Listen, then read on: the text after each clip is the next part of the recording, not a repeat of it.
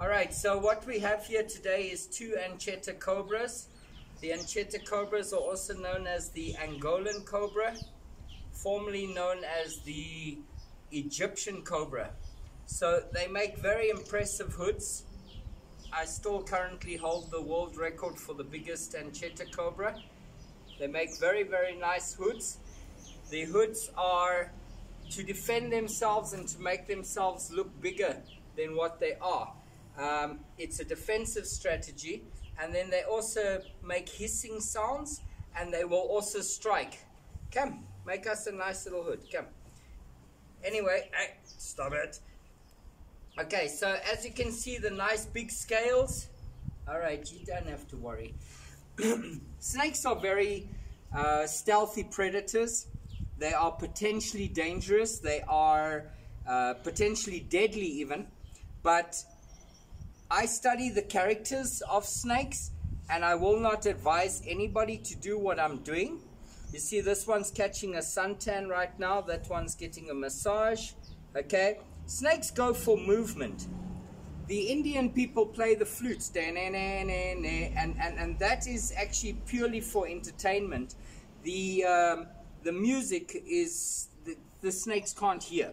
So you see how he's going for the movement. What he does is he makes a hood, very impressive hood, to blow himself up so that he will make himself look bigger than what he is. That striking motion is actually just to frighten off his attacker. Let's see if we can get him. Yes, there we go. Look at that.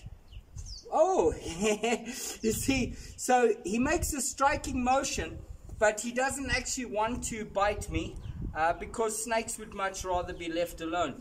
Their venom in that was also not designed for humans, but unfortunately our bodies cannot handle some of the venoms, especially like cytotoxin, which will damage your nervous system and also skin tissue. All right.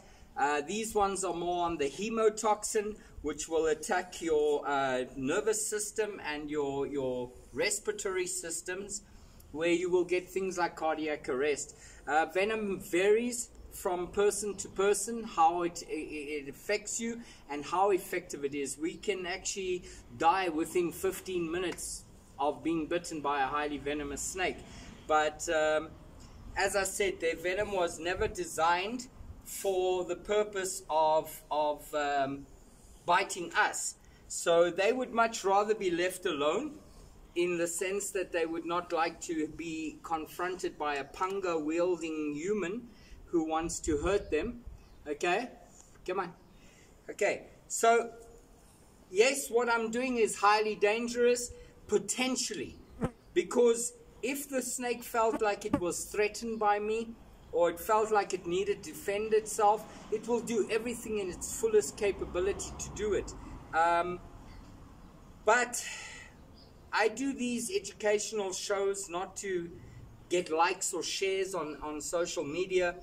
I do them to get people to understand snakes, okay? They are not these horrible creatures that people make them out to be. They also have feelings. They also have, look at that, look at how beautiful that is with the two hoods. So they would much rather be left alone than be confronted by people. They are defensive creatures.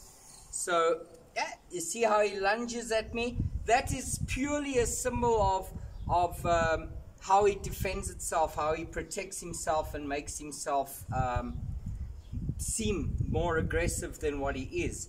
I have no fear for snakes at all. I have learned to respect them, to understand them, to know that they don't just want to bite. You see, even though he's lunging at my feet, he's not trying to bite me. Yes, his bite is potentially lethal. He could kill me. I don't advise anybody ever to handle snakes the way I do. And you have had people in the past who do free handling that do get injured. That is because they provoke the snakes, they upset the snakes, and they play with them. And yes, you do get people who do it for ego, to go, oh, look, I'm handling a cobra. Well, you see, I'm doing this to teach you that although this is a lethal snake, a highly deadly venomous snake, it just wants to be left alone. They usually hunt things like chickens, eggs, and because they are cold-blooded, I'm busy healing this one at the moment. He was bitten on the nose by I don't know, some other big rodent or something. And this one here was thrown with rocks by people. So he's healed quite nice. This one's also healing quite nice. People, the lesson behind this is, although they are potentially lethal and dangerous, if left alone, okay, they are harmless.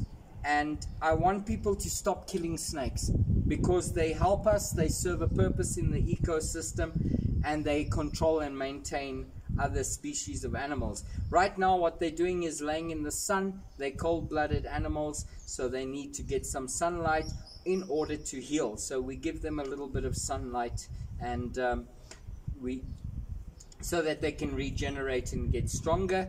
And what we do is eventually we release them back into nature.